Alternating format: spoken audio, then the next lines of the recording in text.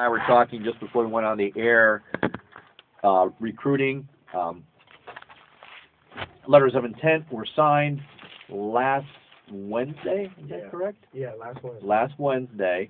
It doesn't sound like last week's show touched on this too much, but I'd be curious to get your opinions on what you think of Urban Meyer's recruiting tactics, going after kids who are quote-unquote committed to other schools and luring them to Columbus and the shoes. So, yeah, Duffy's doing his the puppet magic. Yeah. So we can talk about that, among other things. Again, 274-7992 is our number here, 274-7992.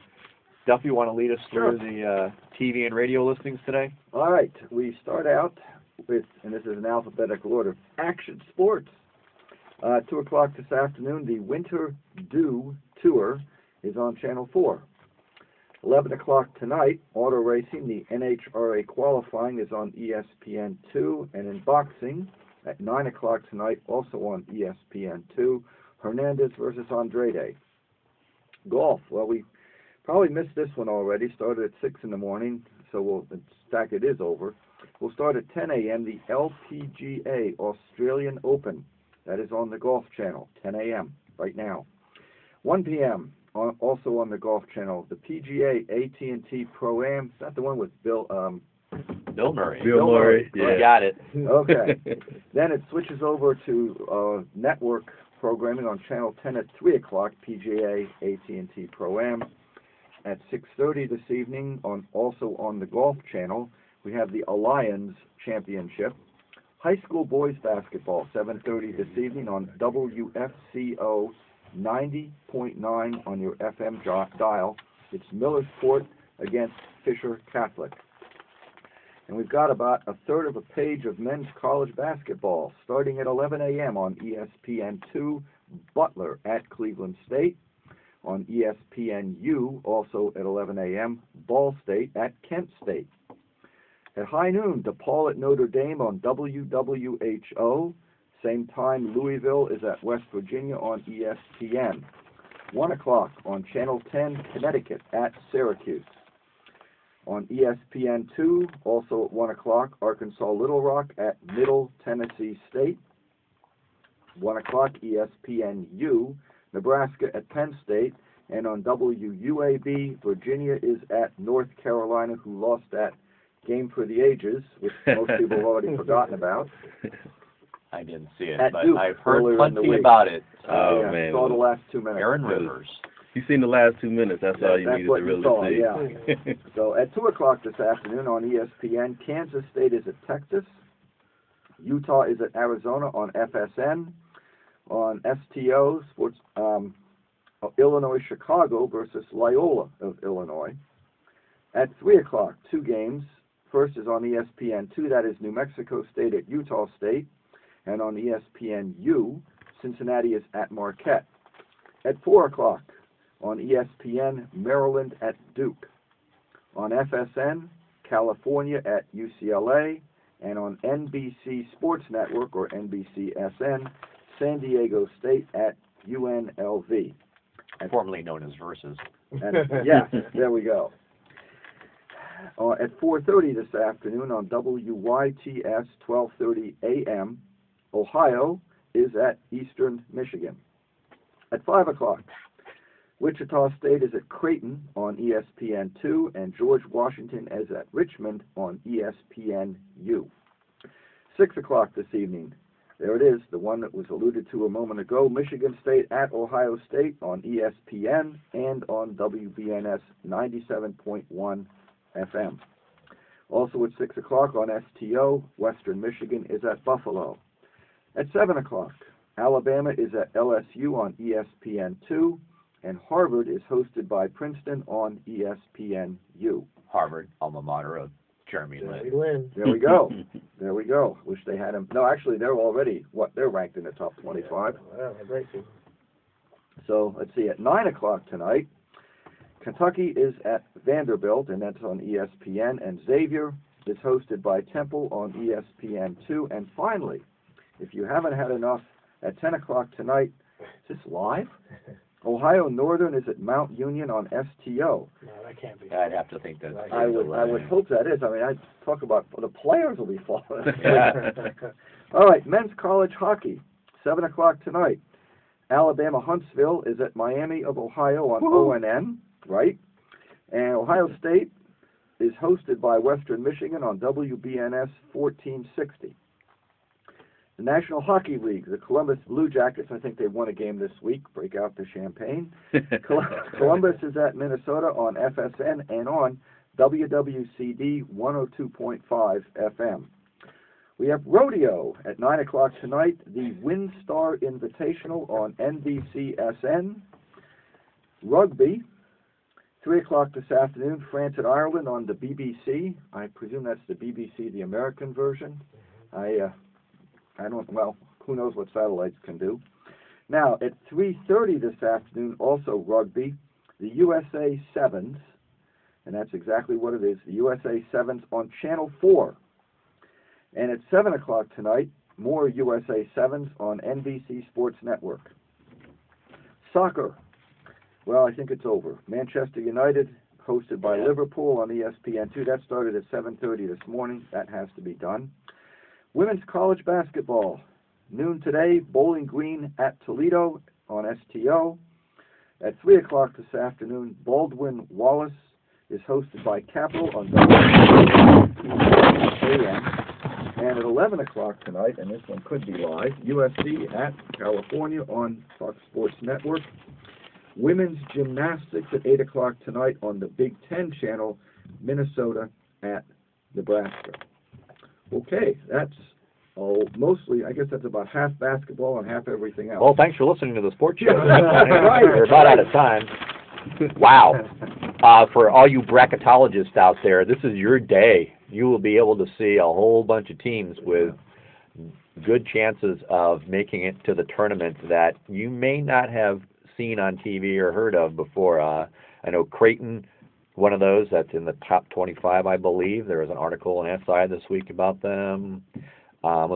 Murray State's not playing today, but they lost They got beat the other day. Yeah. The last team in D1 to lose a game. Lots of good games on TV. Gosh, that's amazing. And for you Premier League fans out there, Duffy mentioned Man U and Liverpool. Man U won 2-1. Ah, okay, thank you. Very good.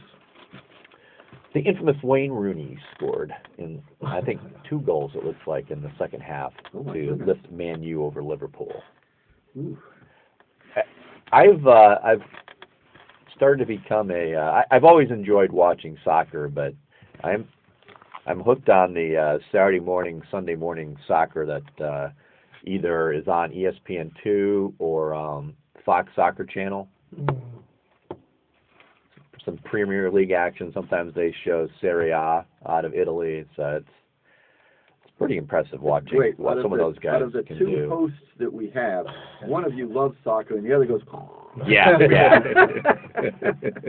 As Harold has stated numerous times on this show, that is not his favorite sport. They reel me in World Cup time.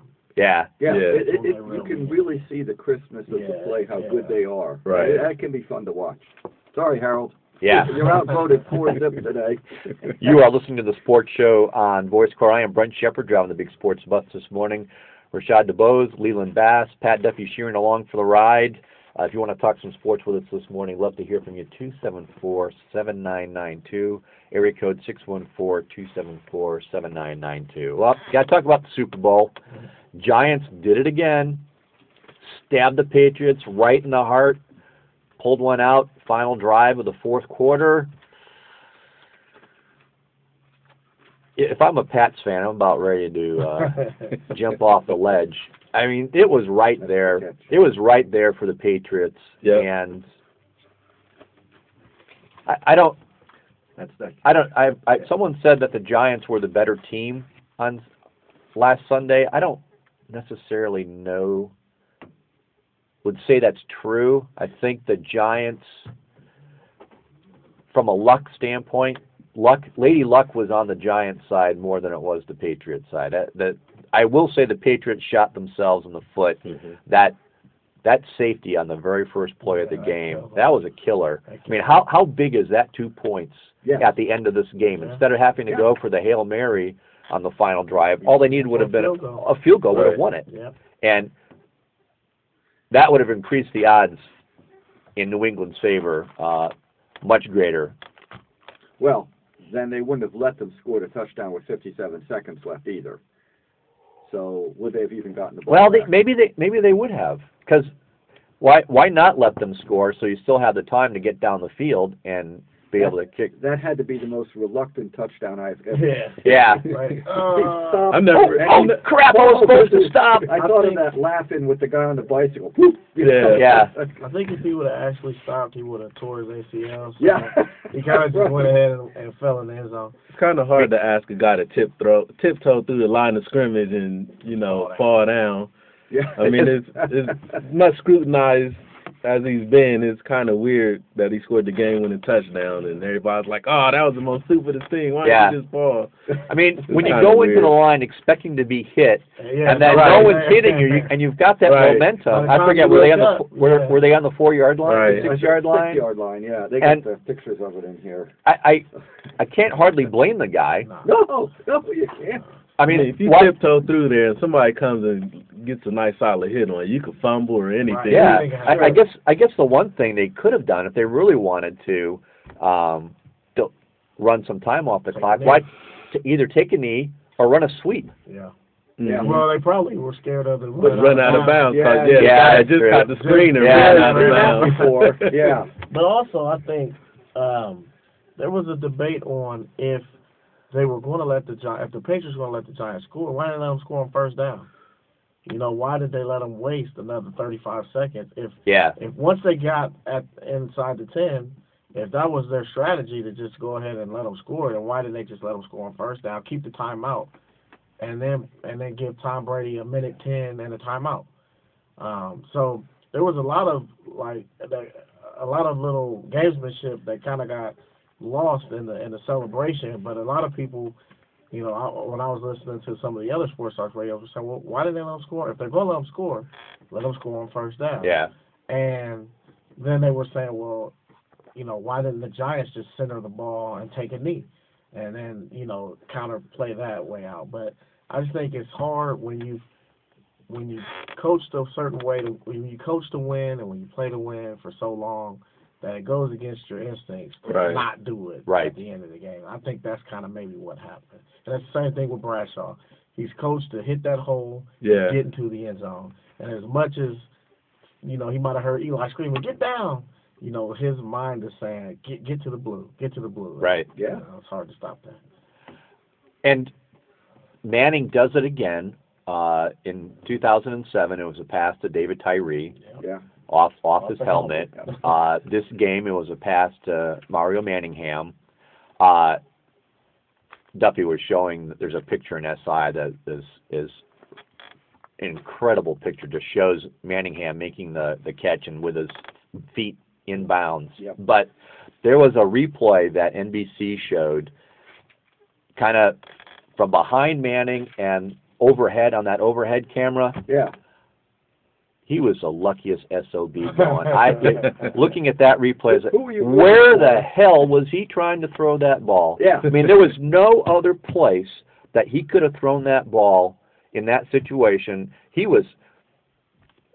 One guy was all over him, another guy coming in, and he could not have gone out there and placed it into Manningham's hands any better than he did throwing that. I don't think there's probably another quarterback in the league who would even attempted that throw, because to me, it did not look like Manningham was open at all. I think if you threw that pass 100 times, that would be the one time it was complete. Yeah. Right. Because, they had just tried that play maybe a play or so before. Yeah. And I forget which wide receiver it was, but he was a little bit too wide and ended up being out of bounds. Was it Nick? Yeah, it was ended up being out of bounds. But, I mean, just the guts that, Eli Manning has shown in the big game. I mean, they were, 9-7? And just, At one point they were 7-7. Right, weren't they? yeah. Yeah. Yeah. They Yeah. were 7-2, and then lost 5 straight. Right. And people were going, is Tom Coughlin going to make it through the year? And Yeah, he went from almost being fired to now Super Bowl winning coach, 2-time Super Bowl winning coach. So I don't know. I mean, the only thing I can say is last week when we talked about the game, I said Eli Manning is clutch. And that's where I went with it. Around his reputation around the league now is that he's a clutch quarterback. And even when he doesn't play well early in the season, or if he doesn't play well early in a game, they know that when the chips are down, he's gonna come through. And that's what he did. That pass that he threw to Manningham is a pass that, like you said, not a lot of quarterbacks would have even attempted. But I don't know if it's that Manning blood that gives you that confidence to say, I can make that throw, because Peyton makes those throws too. You know, he'll throw something where they call it throwing a guy open. Where he'll say, man, there's no, he threw it in there, he got it in there somehow. And that's what Eli has done. And it's just, he's got something about him. He's clutch. The players believe in him. And I think now, to a certain level, even the other team is saying, oh, God, here comes Eli. He's kind of got that John Elway magic going. Exactly. Now, there's been a lot of discussion on radio sport talk shows and on TV as well about Eli Manning and Hall of Fame worthiness. Do you feel that having the second ring cements his enshrinement, or does he still have more to prove in your eyes? I think he'll still have a little bit more to prove, just as far as being, the league MVP type status, to where maybe you get one of those under your belt. So I mean, he's a Pro Bowler, All Pro guy. Just a little bit of regular season success probably will help him out to, kind of get him over the hump. Because if you look at some of the guys that aren't in the Hall of Fame, you're like, what in the heck are these guys that are voting? What are they thinking about? So, I think they're getting a little bit more tougher as how they're letting people go in and things like that. So I think, a few more regular season, MVP type awards, or, Offensive Player of the Year awards, might help them out a lot. But definitely the 2 Super Bowls is something that could be an anchor in that argument. Oh, that certainly is not going to hurt him. Right. That's for sure. But didn't he lead the league in interceptions between ring 1 and ring 2? Well, and if he did, and I have no reason to doubt what you're saying. I know it was 1 year he led the league in interceptions, but I can't remember. You don't decide these things at that one pinnacle or the second pinnacle moment. What are the valleys in here? Right. Yeah. Right. Because he's had some stinker seasons. Yeah. As good as he's been in those 2 Super Bowls, he's also had some horrible seasons. So I agree with you, Rashad. I think he might have to have a couple more seasons that are. He may not have to win another Super Bowl, but no. I think he has to play at the level that he played this year for a couple more seasons, because he had a career season this year. I actually do think Eli is Pro Bowl, or not Pro Bowl, it's Hall of Fame material. And here's why. He didn't just win 2 Super Bowls, he was the MVP of 2 Super Bowls. That's a good point. Yeah. He wasn't just a bit player, and the team won because of defense or anything like that. He's the MVP of 2 Super Bowls. And in my opinion, when Eli's had someone to throw to, he's been really good. When he doesn't have anyone to throw, when he had Plaxico and he had a good receiving core, he had great seasons. This year he had a good receiving core, he had a great season. Plax went to jail and they didn't know who their receivers were going to be. He played poorly. So most quarterbacks that don't have good receivers don't wind up looking very good. Right. And so I think if you look at the body of work and you say, well, when you gave the guy somebody to play with, he won some Super Bowls and he played really well. When there was a bit of time in there, early in his career, he struggled a little bit. And I think part of that was getting used to that New York scrutiny. And once he got comfortable with that and he got some players around him, he plays really well. And in big games, he plays really well. So I think unless he goes out and is just terrible for the next 3 years, then I think he's probably got a good chance, because I can't think of anybody that's not in the Hall of Fame that has 2 Super Bowl MVPs. And that would be a tough, I mean, talk about getting people in. It'd be tough not to put someone in when you look and say, man, this guy's got, we got people in that never even been to a Super Bowl. Yeah. This guy's got 2 MVPs. Well, they always bring up Jim Plunkett's name, that he's the only QB with 2 Super Bowl victories who is not in the Hall of Fame. Right. But he was like the big player. Yeah. You know, he didn't have the big numbers. I think one of the games he threw for 130 yards or something like that. Was he MVP one of the games? No. No. And he didn't even have good numbers in both of them. So he was one of those we won, maybe not in spite of, but not because of. You know, Yeah. There were some other pieces around him. Along for the ride. Right. On that sports bus. Trent Dilfer, number 1. Yeah. Yeah, I think you could say the same a little bit about Roethlisberger. He had 2 rings, but was it the first one that he won against Seattle? He had a miserable game. That was all the running game and the defense. But yeah, to take your team down, win on your final possession, and this one was the first one was 80 yards. Poof. It was 88 yards. I mean, if you're a Patriots fan, you got to be feeling pretty good about your chances. You're up 17-15. You've got them pinned back on the 12-yard line, and first play, boom, 38 yards. Yeah. Like, oh, crap. Yeah. When I seen him starting on the field, I knew that the Giants were going to win just because I had zero confidence in New England's defense. Yeah, and we talked about that. We had talked about that. Between that and Gronk not being healthy, not really being able to put anything, towards the stats or anything. There's a couple passes that I bet Brady wants back. One is the chuck down the field that got intercepted by the lineman or the lineman. Not Brad. Is it Bradford? Chad Blackman, Blackford, from Marysville. Mm-hmm. I bet he'd like to have that pass back, and I bet he'd like to have that one to Welker when they were driving down the field, trying to take time off the clock. Everybody says, and Welker admits that he should have had that pass, but man, Welker had to twist his body. It was kind of over his shoulder. If that had been on just a tad more, Welker comes down with it. It was everybody. Oh, he had both his hands on it. He should have had it, but that looked like a tough catch. Yeah, I don't think it was as easy as people seem to. Anytime you got to reach back and spin your body in the air, it's hard.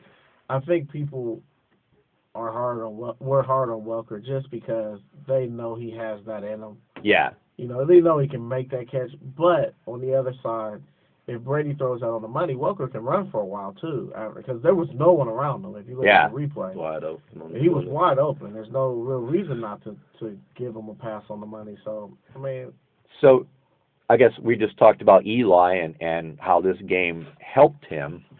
Did this game somehow take the shine off Tom Brady?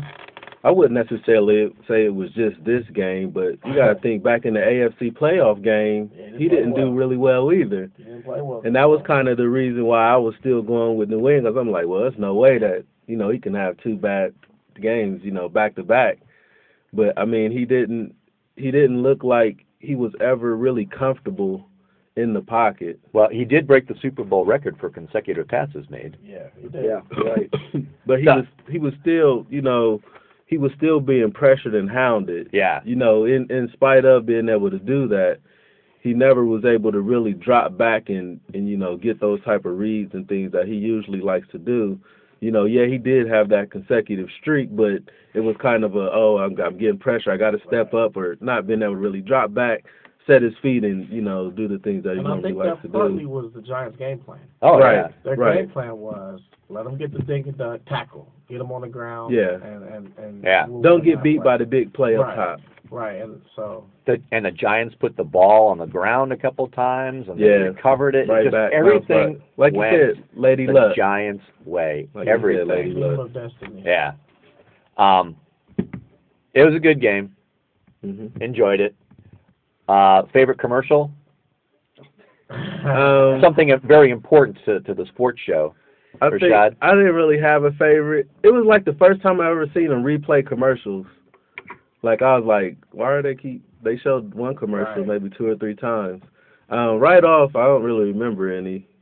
I remember. I remember there's a little pug bulldog running with the greyhound. Yes, that was a good one. And he stopped and for moonwalked. Skechers. Yeah, Yep. he stopped and Yep, moonwalked. that That was- was kind of funny. Yeah, the out of shape dog. That was my favorite, the VW Beetle, the out of shape mountain dog or Saint Bernard, and doing his workout. I thought that was pretty humorous. I like the Dorito commercial where there's a dog and he's burying like the cat. Oh yeah. And Yeah. the guy's looking and he bribes him with the Dorito bag, so you didn't see nothing. I like that one. And this wasn't really like a funny commercial, but I just like the car. That new Acura car they put out, yeah. man. I saw that. I was like, ooh. Yeah, that's It sweet. wasn't like a great commercial, but it looked like a great car. Yes. Yeah. It's funny, as I was reflecting on the commercials, that all the ones that I thought were the most humorous were all the ones that involved dogs. Yeah. Yeah. So I Man's guess best friend. next year every commercial is going to have a dog in it. Yeah. Oh, yeah. Did you see the Dorito commercials, which I thought were two of the funnier ones, where they had the baby that Yes. the grandma slingshotted? Those were amateurs. Yep. Yep. They And, did that last year. Yeah. For the they- first they time? said that they submitted those commercials, and the people that got played won $1 million. So the guy that was my Nice. favorite commercial with the dog that bribed him, he said he spent $20 making that. Wow. It was a $20 commercial, and he won $1 million for it. Awesome. So that's pretty cool. I mean, that's a cool way to do Make the a commercial. meal. It was a cool way I think to I make have a to meal, buy a flip cam. and it's a cool way to make a commercial because Doritos, all they did was they didn't have to hire anybody. They said, hey, you guys make our commercial and send them in, and we'll pick the best one. Yeah, we'll pay for the advertising time. Right. Right. Away you go. What is it? $330,000 For 30 seconds. 30 for 30 seconds. seconds Yeah. or something. Yeah, I thought it was more than Or that. no, Wasn't or it per million? second per. Yeah, it's or yeah, it's I thought it was like 3.3 million for Yeah, so 30 it's- seconds. like that much per second. Yeah. And Crazy. so the dispatch did a thing in there is how many bags of Doritos do you have to sell? And I was going to write a letter in because if you multiply that what they did, all they did was cover the retail cost. I mean, if it was, let's say, $1 a bag or $5 a bag, and then you have to sell 600,000 bags to get $3 million. Okay, here's the problem.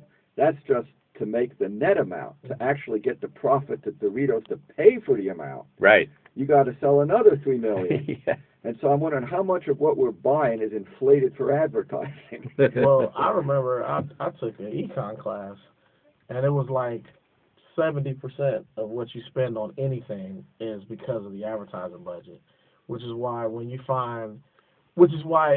you go to a store and you get the store brand, it's so much cheaper even though it's the exact same thing. They just don't advertise it. So it's like, that's what the difference is between most knockoff brands and their major brands. They don't have the overhead of advertising, so they can sell it cheaper. Yeah. Oh, there we go. All right. We digress from sports. Good course, good course. Very good. Very good. I appreciate the conversation, though. Staying on the Super Bowl for just one other topic.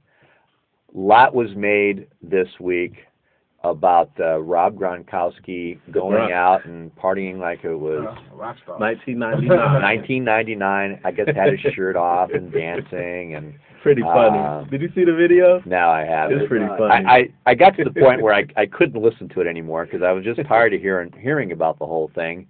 But I was just wanted to see what you guys thought about. Was he out of line?